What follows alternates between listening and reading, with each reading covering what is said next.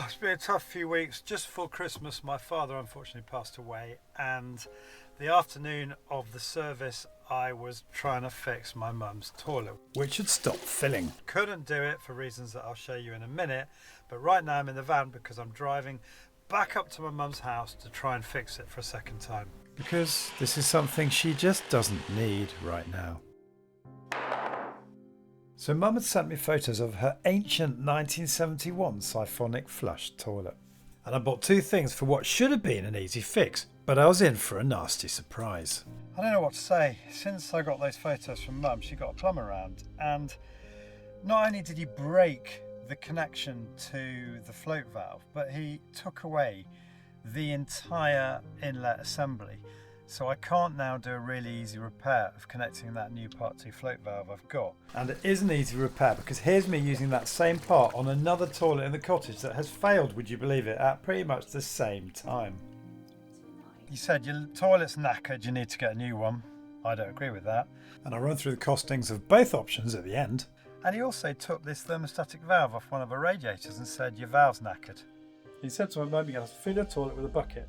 And she's been using that to fill the toilet ever since. And with that, he was gone, never to return. So what was a really easy job has now become a lot more difficult. But I'm going to prove him wrong. DIYers can do what he failed to.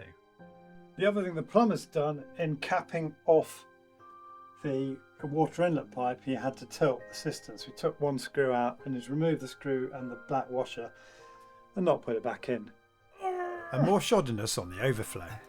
The other thing he did is he's almost booby-trapped the situation because he didn't screw that back on, having taken it off. That's another nice touch. It's a good thing in a way because it removes any doubt I had, and now I'm definitely going to have to fit this, which is a modern replacement of that float valve. But there's another problem. The siphonic flush valve was so big it slightly obstructed the water main inlet.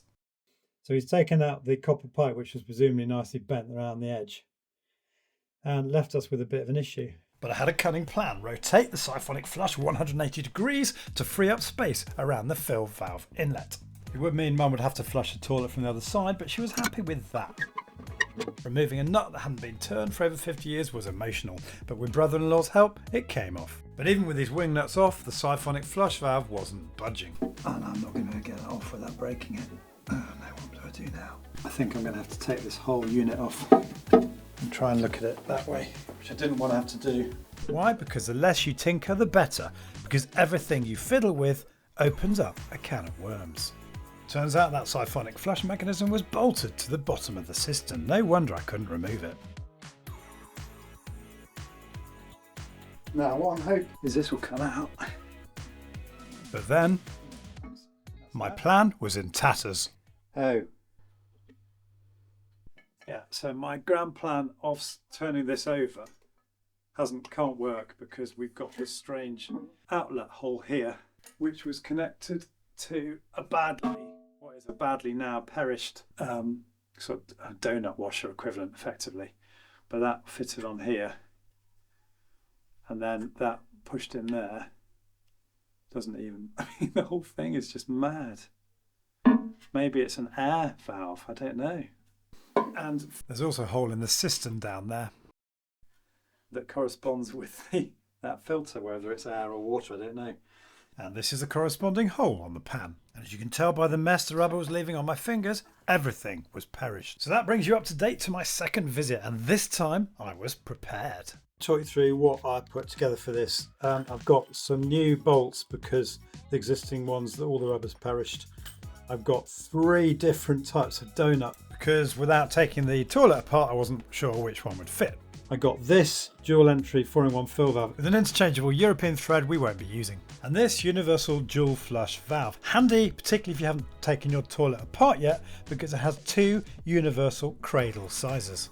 Would this give us a big enough flush? We'll find out. I was off with those wing nuts I'd temporarily put back on to remove the cistern, and then I removed those perished rubber gaskets and cleaned it up as best I could, including that temporary bung the plumber had put on the water inlet. Quite versatile this, because on one hand we can adjust the valve height by simply twisting that and then sliding it in or out. I think we're going to want that quite high.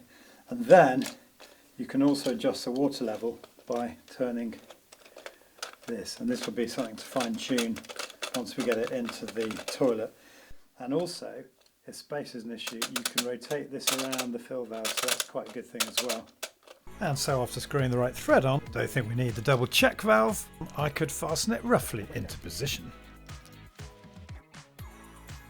Next up, onto the flush valve. This is how you remove the cradle to fit the one that matches your toilet, and being able to remove it is also handy for servicing and replacement.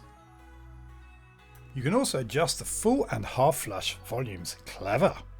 Moment of truth. Yes! Oh, there's something really reassuring and lovely about that. So that is in place more or less. We'll just loosely position that because we've got something else to worry about. We certainly have. Will this donut work, for example? We'll find out in a bit. I also had that cyclonic air vent to plug. I bought these plugs on Amazon, right diameter, but wrong depth. I'll show you here so you can see what I've got to do. I'm hoping I can push that in from the other way to form a waterproof seal. And so I added some CT1 to the underside, which will hopefully lock it in place when set. And the new plug just misses the rubber washer of the flush valve. Well, I'm doing quite a lot of faffing at the moment because I'm trying to work out overflow levels. I suppose until I actually get the water running I won't know, but original overflow was 290ml. The new flush valve has an integrated overflow which is adjustable, which those 70s designers could have only dreamt of. You need at least a 25ml gap between the critical level of the fill valve and the cistern overflow level to prevent backflow. So I had a little bit of adjustment to make here. What is this? That needs removing. So this has obviously been leaking as well. Oh no, I should have bought a new part for that. And sure enough, this was the warped washer, but as luck would have it, I found a replacement rubber washer in this kit I bought from Amazon a few years back. So now I no longer have to rely on the CT1 to create a watertight fitting. The overflow is completely redundant, but I'm just trying to plug the hole. Okay, I think we're ready to rock and roll. Not quite, Charlie. We had the new cistern bolts to get ready and a hack to do on the flush lever. Can't get the lever in the hole, so I'm going to try and file a bit down with my junior hacksaw. I don't have my Dremel. If I had my Dremel here, that is what I would use. I thought I'd bought the kitchen sink on this job, but my experience is you always need the one thing you left behind. But a bit of perseverance and those edges were all chopped off. Oh, that's better. Lovely. Do you know what's a bit gutting about this? I want it there. I want it like that. But unfortunately, a quirk of the Viva design meant I could only have the handle in this vertical configuration because of the position of the blue locking tab. Oh well, small sacrifice to make. Kind of regretting now not installing a V-bar flush valve like I did here, because it's got a much more traditional and less busy mechanism, but what I couldn't guarantee was the diameter the cradle would fit. Unfortunately, it's 2 inches, but you can probably get a 1.5 inch cradle for it. I had one last worry. The low profile gasket design of that cyclonic flush had been replaced by an altogether more bulky design. What donut should I use, and would it stop me connecting into the water main? That one's too big, that one's too bulky. You might want to rethink that, Charlie. This is your tried and tested, Old Faithful, everyone uses these. Yeah, and there's a reason for that. But I also bought this one. Interesting design, that. And I think that's going to give me what I want. So with the bolts in, the donut taped in place for the experimental first connection, I thought I'd just put some PTFE tape on the fill valve thread because I had no idea how well it would connect to the mains feed pipe. And in hindsight, I should probably have used those spare bolts on the underside of the cistern. But before I could start, I had a problem. Before I could connect the cistern back into the water main, I needed to find the tab, known as the stopcock, that switches the water coming into the house on and off. This down here is the only stopcock I know about. Right, so water's off there. Check the water in the bathroom that we're working in. I don't understand.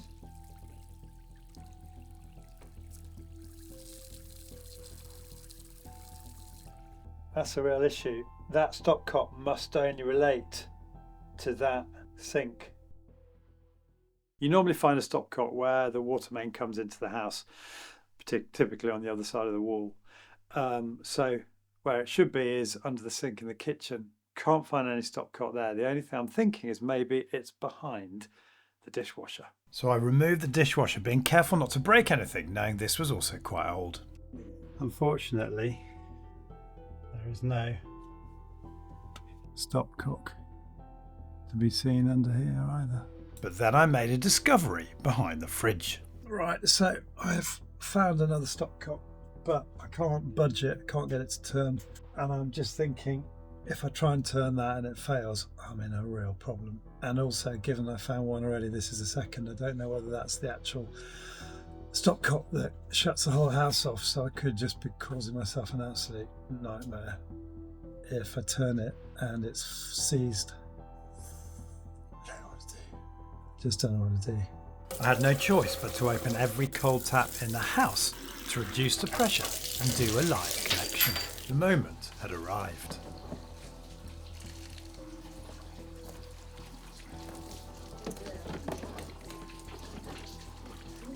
My yellow bucket was catching some, but not all of the water. And try as I might, I couldn't line the fill valve thread up with the water main pipe because that donut washer had made the cistern too high.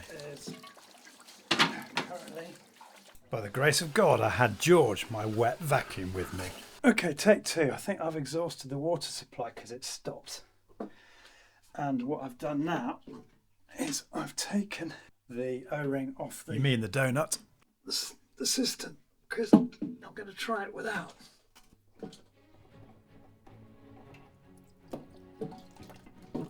And this time I managed to get a connection. Certainly seems to be the right height now. I was so pleased, I thought I'd done it. But look at this. Disaster. And any plumber would tell you without a donut that was going to happen. So I'm going to have to try and put one of these washers back on. No, Charlie, it's a donut. Otherwise we're a bit buggered. But at least we're learning how the system works. For some reason we're exhausting a tank and that's stopping the water if we leave all the taps on. Ouch, looks like I grew up in a house with drinking water coming out of a tank. My George vacuum, Mum. Yeah, wonderful.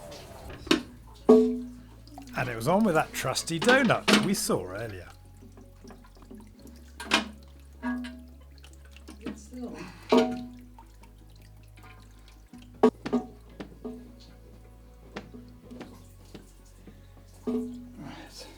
You're putting one there at the side as well? So I'm just going to tighten, so I put a rubber donut on and I'm going to tighten up these little wing nuts now and see if that helps. Oh Mum, I mean that's reasonably easy to do. We just keep experimenting now until we get it right. You've got to keep laughing in these situations. And this also pulls the system down. In theory, giving you a nice watertight seal on the donut underneath. Maybe, given that this has actually managed to screw this back on, maybe that was a bit of an error not putting it on. Okay, let's turn off all the taps again and refill it, see if that works. What I really love about this fill system, you've got no bullcock bull floating around anymore. It's literally in there. And watch it switch off.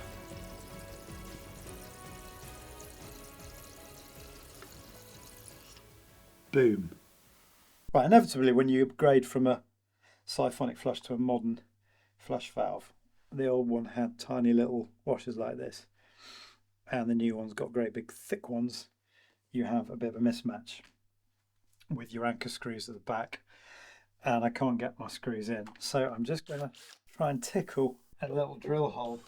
I haven't bought I've got really good Armeg tile drill bit, but this coincides directly with a gap between two tiles. So I'm going to try and gently drill into the wall so I can at least get one screw in.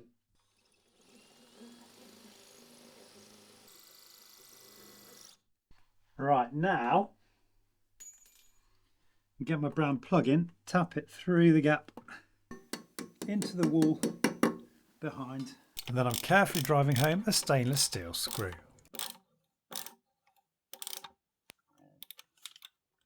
That's rock solid now. I'm really pleased with that. It's 5:20 in the evening. The donut is fitted. Hardly dare do this.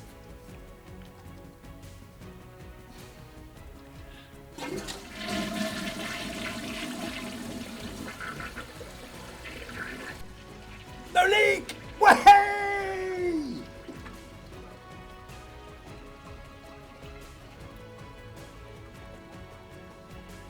We've done it. What was I thinking not putting that donut on? But no damage done, no harm done.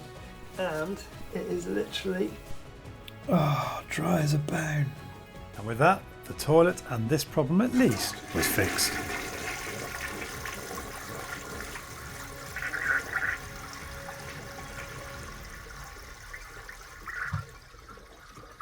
There's also a half flush that way.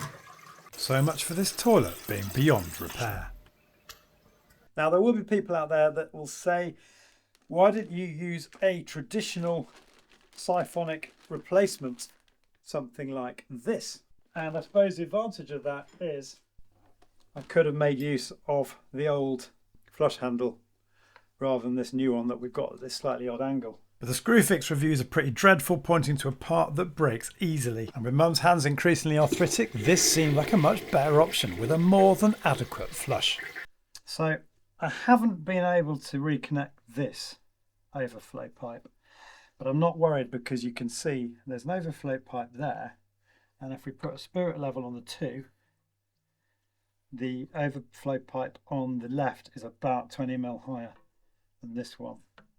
The one that actually works. So there's no chance of any water ever getting in there. So the plumber said your toilet's knackered, it can't be fixed. My mum didn't want to get rid of this right now. She likes the colour. It was installed in 1971, 3 years before I was born. When you look at the cost of a DIY repair compared with the average cost of a new similar toilet, before even factoring in a plumber's day rate, this has been a welcome saving for Mum, particularly with all the funeral expenses we're currently having to pay for. And it clearly could be fixed. If you've got a similar situation like this and you're being told by a trade it can't be done, just remember there's so much that us DIYers can actually do. Thanks so much for watching today. If you've enjoyed this video, it'd be great if you give it a thumbs up below. Details of everything I've used will as usual be in the description below the video. And finally, if you're new to my channel, it would mean so much to me to have you subscribe. You can do that by clicking on the link here. And don't forget to click the bell notification icon so you get notified of all my future uploads. See you soon.